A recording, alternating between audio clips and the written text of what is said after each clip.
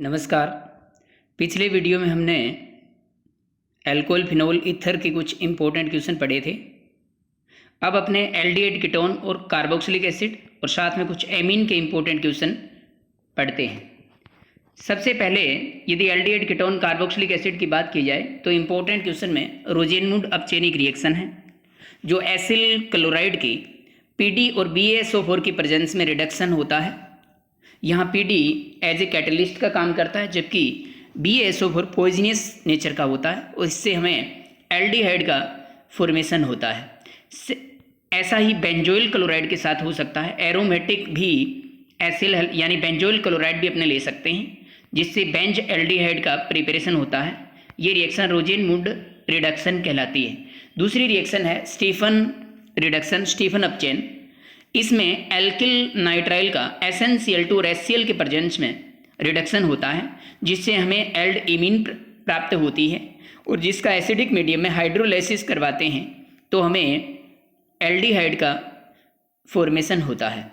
तीसरी रिएक्शन है Gattermann cook reaction.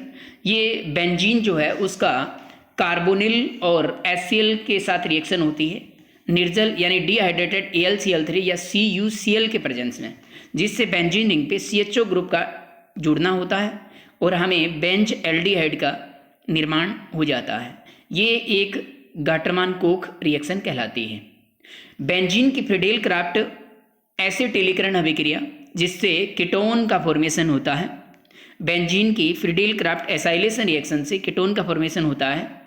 इसमें बेंजीन है एसिल क्लोराइड के साथ रिएक्शन होती है और ये डिहाइड्रेटेड AlCl3 की प्रेजेंस में होती है, निर्जल AlCl3 की प्रेजेंस में, जिससे HCl रिमूव हो जाता है और एसाइलेशन होने से एरोमेटिक कीटोन का फॉर्मेशन हो जाता है। यदि अपने बॉइलिंग पॉइंट की बात की जाए तो एल्कोहल, ईथर, एल्डिहाइड और एल्केन में तो सबसे ज़्यादा एल्कोहलों की BP होती है, उसके बाद एल्डिहाइड की, उसके बाद ईथर की, और सबसे कम होती है ब्यूटेन की यानी एल्केन की। ठीक है। नाभिक स्नेही योगात्मक अभिक्रिया की क्रियाशीलता की बात करें तो न्यूक्लियोफिलिक एडिशन रिएक्शन की रिएक्टिविटी में सबसे ज़्यादा रिएक्टिव होता है फॉर्मेल्डिहाइड। उसके अलावा एसिटाल्डिहाइड कम रिएक्टिव होता है। सबसे कम रिएक्टिव होता है एसीटोन यानी कीटोन। यदि बेंज एल्डिहाइड और प्रोपेनेल की बात की जाए तो दोनों में सबसे ज़्यादा रिएक्टिव होता है प्रोपेनेल। कलीमेंसन रिडक्शन में क्या होता है? कार्बोनिल कंपाउंड का रिडक्शन होता है। ZnHg और HCl के प्रेजेंस में होता है, जिससे कार्बोनिल ग्रुप CH2 ग्रुप में बदल जाता है, यानी हमें एल्केन मिल जाती है। अगला है वुल्फ-किस्नर रिडक्शन। वुल्फ-किस्नर रिडक्शन में हाइड्रोजीन के साथ रिएक्शन होती है, जिससे जो आगे KOH और एथिनिल ग्लाइकोल के साथ एल्केन में कन्वर्ट हो जाता है। ठीक है। पहले क्या होता है, ये जो कीटोन है या एल्डिहाइड है, हाइड्रोजन के साथ रिएक्शन करता है, जिससे हाइड्रोजोन बनता है, जो KOH और एथिलीन ग्लाइकोल के साथ उष्मा पाकर, हीट पाकर एल्केन में कन्वर्ट हो जाता है। ठीक है। उसके बाद टोलेन परीक्षण की बात करें तो टोलेन परीक्षण में क्या होता है, हमें जो रजत दर्पण की प्राप्ति होती है। ठीक है। और फेलिंग परीक्षण में क्यूप्रस ऑक्साइड का लाल भूरा अवक्षेप अपने को मिलता है। ठीक है। एल्डोल संघनन में क्या होता है, डाइल्यूट NaOH की प्रेजेंस में एसिटाल्डिहाइड के 2 मोल एल्डोल में कन्वर्ट हो जाते हैं, जिसको हीट देने पर अल्फा बीटा अनसैचुरेटेड एल्डिहाइड में कन्वर्ट हो जाते हैं।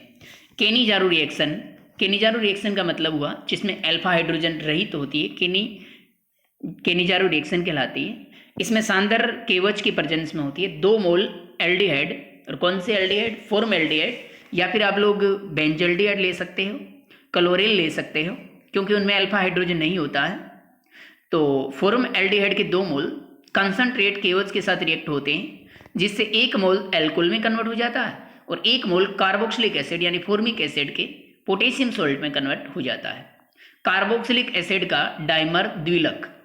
कार्बोक्सिलिक एसिड जब आपस में मिलते हैं तो ये डाइमर में कन्वर्ट हो जाते हैं। इनका डाइमर बनने का कारण है इनमें इंटरमोलिकुलर हाइड्रोजन बॉन्ड की प्रेजेंस, जिसके कारण इनका जो मोलिकुलर वेट है वो 2 गुना मिलता है, क्योंकि ये डाइमर फॉर्म में, वेपर फेज में डाइमर फॉर्म में रहते हैं। ठीक है। कार्बोक्सिलिक अम्ल की अम्ल सामर्थ्य यानी एसिडिक स्ट्रेंथ को देखा जाए तो सबसे ज़्यादा इनमें CF3COOH की, CCl3COOH की और फिर CHCl2 की। इसका मतलब यही हुआ कि जैसे जैसे कार्बोक्सिलिक एसिड में नेगेटिव ग्रुप जुड़ते जाएंगे तो इनकी एसिडिक स्ट्रेंथ बढ़ती जाएगी, जबकि पॉजिटिव ग्रुप यानी प्लस आई वाले ग्रुप जुड़ेंगे तो फिर इसकी एसिडिटी डिक्रीज होती जाएगी। तो कार्बोक्सिलिक एसिड की एसिडिटी का जो ऑर्डर है वो बहुत इंपॉर्टेंट रहेगा, इसलिए इसे ध्यान से देखना है। अगला है हेल-वोलार्ड ज़िलेंस्की रिएक्शन। ये रिएक्शन ही कौन शो करता है? कार्बोक्सिलिक एसिड शो करता है। हेलोजन के साथ रेड फास्फोरस की प्रेजेंस में रिएक्शन होती है तो फिर अल्फा कार्बन से हाइड्रोजन रिमूव हो जाता है और अल्फा पे हेलोजन जुड़ता है, यानी हमें अल्फा हेलो कार्बोक्सिलिक एसिड प्राप्त होता है और ये रिएक्शन कहलाती है हेल-वोलार्ड ज़िलेंस्की रिएक्शन। कार्बोक्सिलिक अम्ल फ्रीडेल क्राफ्ट अभिक्रिया यानी फ्रीडेल क्राफ्ट रिएक्शन शो नहीं करते हैं, क्योंकि कार्बोक्सिलिक एसिड पर COOH ग्रुप जो होता है कार्बोक्सिलिक ग्रुप, वो एक डीएक्टिवेटिंग ग्रुप होता है और ये डीएक्टिवेटिंग ग्रुप डिहाइड्रेटेड AlCl3 से बॉन्ड बना लेता है।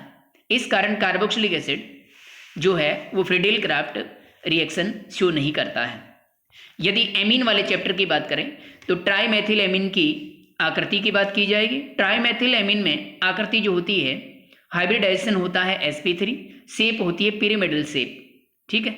इसके बाद एल्किल हैलाइड का अमोनिया अपघटन, एल्किल हैलाइड का अमोनिया अपघटन कराएंगे तो फिर हमें एमीन की फॉर्मेशन होगी 1 डिग्री 2 डिग्री 3 डिग्री और आगे से आगे ये टेट्राड साल्ट यानी चतुष्क लवण भी बन जाएंगे।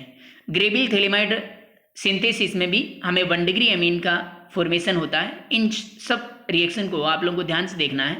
हाफमान ब्रोम एमाइड रिएक्शन में हमें एमाइड जो अपने लेते हैं उनमें एक कम कार्बन का प्रोडक्ट अपने को मिलता है, ठीक है।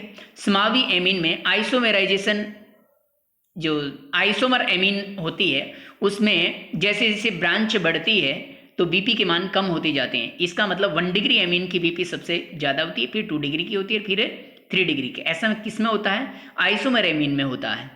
क्षारीयता का क्रम, बेसिसिटी का यदि ऑर्डर देखा जाए तो हमारे पास यदि R की जगह मिथाइल ग्रुप है तो सबसे ज़्यादा बेसिक जो होगा वो होगा 2 डिग्री एमीन, उसके बाद 1 डिग्री एमीन, फिर 3 डिग्री एमीन और फिर NH3।